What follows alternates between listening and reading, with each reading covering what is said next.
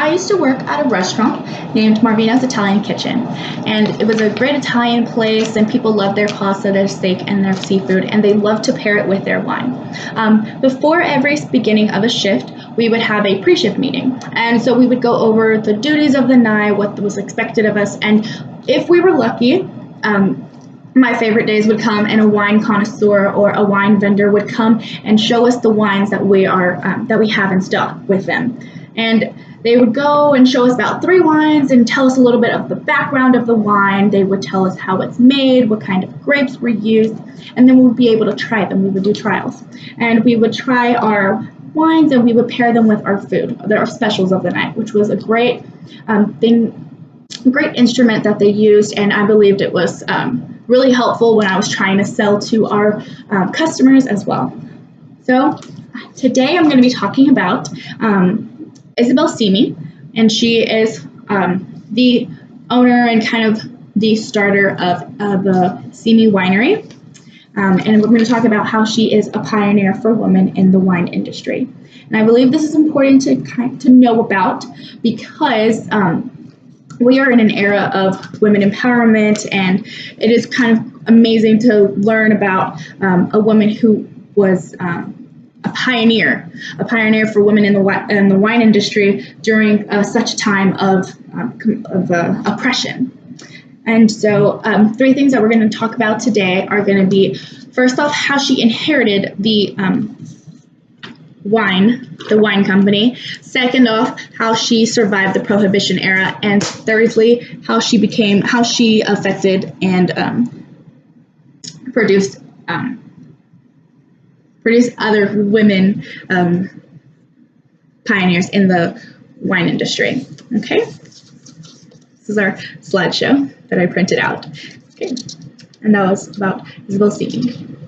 And these are a couple of our bottles of Simi, and this is their symbol crest. Okay. So to start out, the Simi brothers and Isabel and her whole family traveled from far away and came to California in search of what else? Gold. They came during the era of the glory, gold, and God. And quickly they found out that the California rush was kind of over. And so because they couldn't find any gold, they decided that they were going to grow grapes because they saw the land and they realized this is an amazing place to grow grapes, harvest grapes, and create wine. Their first place that they bought was this a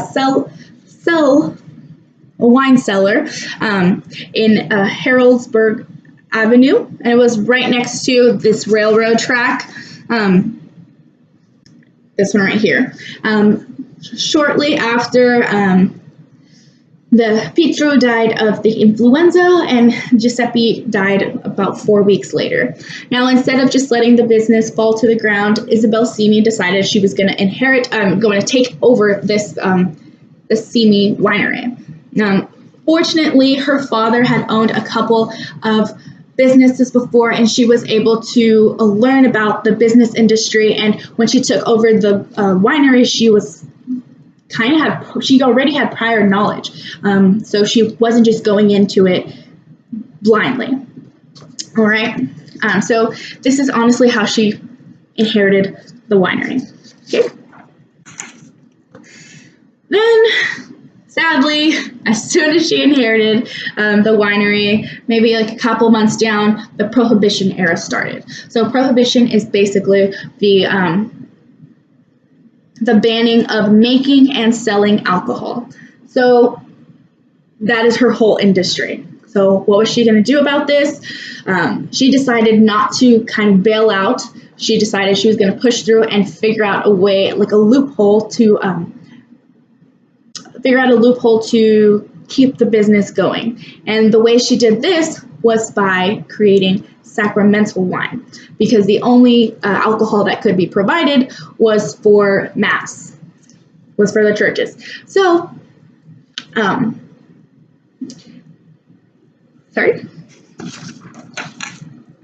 Yes. So during this Prohibition era, she decided, I'm going to sell all of her vineyards, and she's going to stick with her cellar, with her wine cellar that she still uses to this day, and she is going to kind of be making wine throughout the whole Prohibition era, because she knew this law wouldn't hold up, and she was taking steps to ensure a brighter future for her wine company. This is stated in the article, The California Wine and Grape Industry and Prohibition by John R. Mears. Okay, so after she sold all of her vineyards and she kept her cellar, she had over 500,000 barrels of wine. This was very beneficial to her because, as she guessed, the Prohibition era did end in 1933, and only the Simi Winery was prepared to sell. They had, again, over 500,000 barrels of wine. And let me move on to this. Fun fact, Isabel Simi was actually the first to do a wine tasting. So she had a bunch of wines created, and so she spread the word. She was like, everybody come taste my wine. I have alcohol. And of course, everybody went crazy. It was like, yes, I'm gonna go. So she provided a bunch of people with a bunch of tastings of wine. And now that is a very known and very traditional thing to do when going to wine countries or having a nice dinner. We do multiple tastings of wines. She was the first person to do that. Also, like I said before, her wine cellar was right behind the railroad tracks that they were making. And so she decided to have a full barrel of wine. She had so many. So she decided to take it outside, and she told the workers, she was like, come and taste my wine. Again, a great promotional action. She was very on it. She knew that the non-selling of alcohol would completely disappear, and she knew that she was going to be one of the first ones to sell alcohol again after the Prohibition ended. And so she actually tapped the barrel right there and then, and the men could drink the wine while they were working. And it was really cool. A lot of people loved that. And she, again, was the first to sell wine from barrels, like by the barrel. That was a lot of wine, and not many people did that. They always sold like a glass, a bottle, something like that.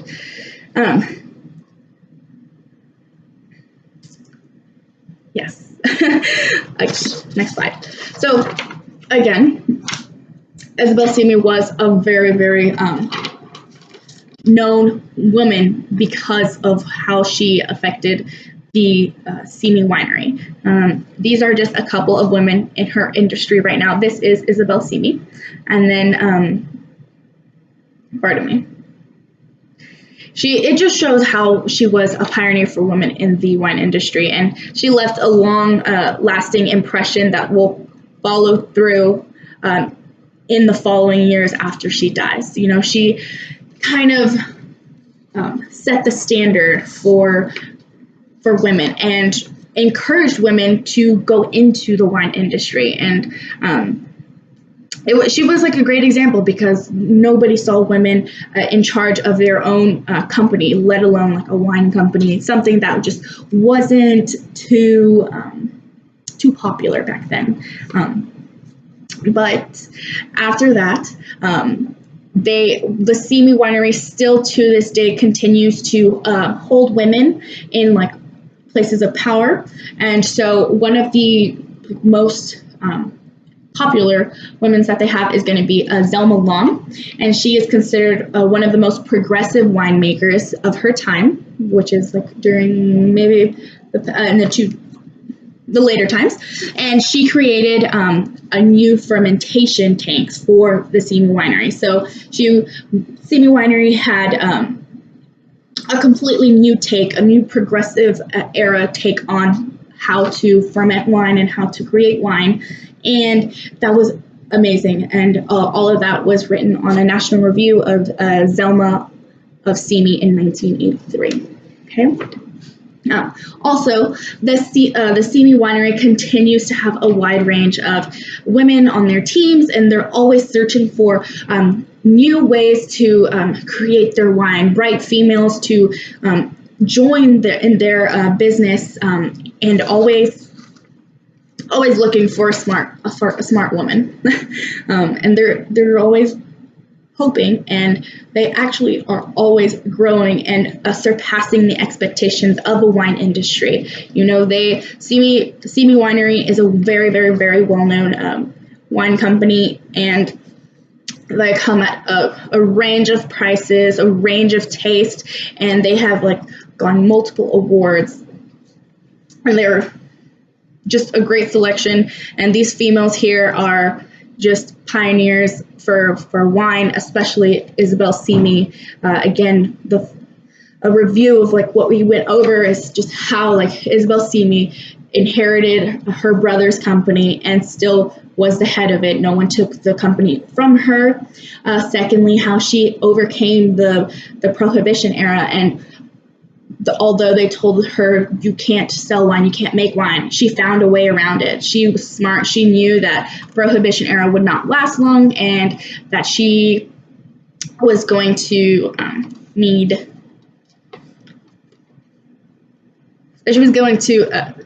to continue growing her company. And then we also talked about how she influenced the Simi Winery itself in the longer years after her passing. She was a woman of many wonders and was very determined to like see her family's legacy through. She didn't mind that she was a woman and she was not supposed to be in the position that she was, in her leadership position. Despite her brothers dying and like the doubt that people had for her, she was not going to let what she saw could be so big kind of just die down with her brothers. And then again, this just really just shows how Isabel Simi really changed the way women could influence anything, and specifically in the wine industry. Right. Thank you.